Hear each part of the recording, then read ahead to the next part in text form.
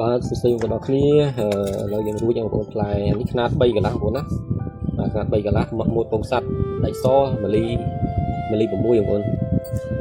ដៃនេះលេងបានអីបងប្អូនដៃប្រភេទនេះនុករឹងល្អអត់ច្រេះទេចង់ដាក់សមុទ្រក្តោយអត់ច្រេះទេបងនេះហើយយើងចង់ដឹងតេស្តផ្លែលេងបងប្អូនយកដៃមកកាច់លេងចិត្តដឹងបងប្អូន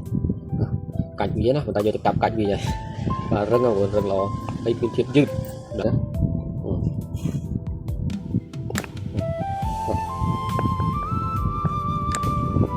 យើងមើលមកចាក់វាបងប្អូន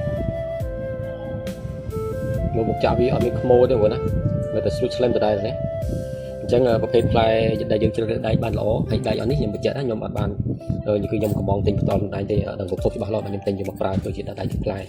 ហើយនេះប្រភេទផ្លែខ្មៅបងប្អូនអញ្ចឹងពួកកុំឲ្យបងប្អូនបាក់សួរតម្លៃអានេះខ្នាត3កន្លះនេះតម្លៃវា$3បងប្អូន12000រៀលតម្លៃនេះ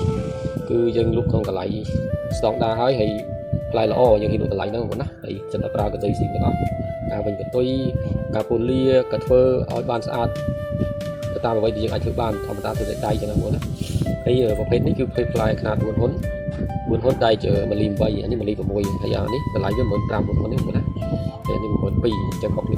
3000ហើយកម្លាំងគីឡូនិងទំហំវាក៏ខុសគ្នាតិចៗដែរបាទហើយចំពោះនេះ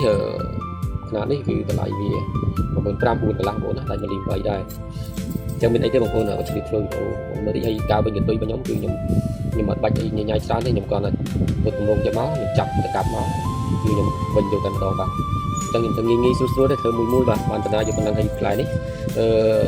អស8គ្រាប់អាខ្មៅ6គ្រាប់វា4 10គ្រាប់បងប្អូនក៏ហើយសិនបាទអរគុណច្រើនហើយបងប្អូនត្រូវការអីឆាតមកបងប្អូនឆាតមកខមមិនទាំងកាញឲ្យបានទៅមើលគឺតម្លៃទេហើយតម្លៃខ្ញុំដាក់វីដេអូហ្នឹងហើយបងប្អូនឆាតមកបងប្អូនចង់បានទៅគាត់ឆាតមកបាទគ្មានបោកប្រាស់ទេ page ខ្ញុំ YouTube ខ្ញុំនៅនឹង TikTok ខ្ញុំច្បាស់លាស់ណាបងប្អូនហើយលេខទូរស័ព្ទរបស់ខ្ញុំគឺ088509549បាទ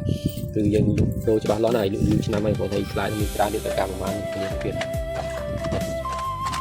នៃយើងធ្វើទៅអ្នកថាកំងប្រហែលម្ចាស់នេះគឺចំដាក់គាត់វិញហ្នឹងបាទអញ្ចឹងអីបានចេញបដាខែនេះមិនទៅជាដាច់ប៉ុន្មានដោយសារតែអត់ត្រូវត្រីបកទៅត្រូវបាទពីទៀតហ្នឹងបងប្អូនមានសល់តែផ្លែប៉ុណ្ណឹងបាទបងច្រើន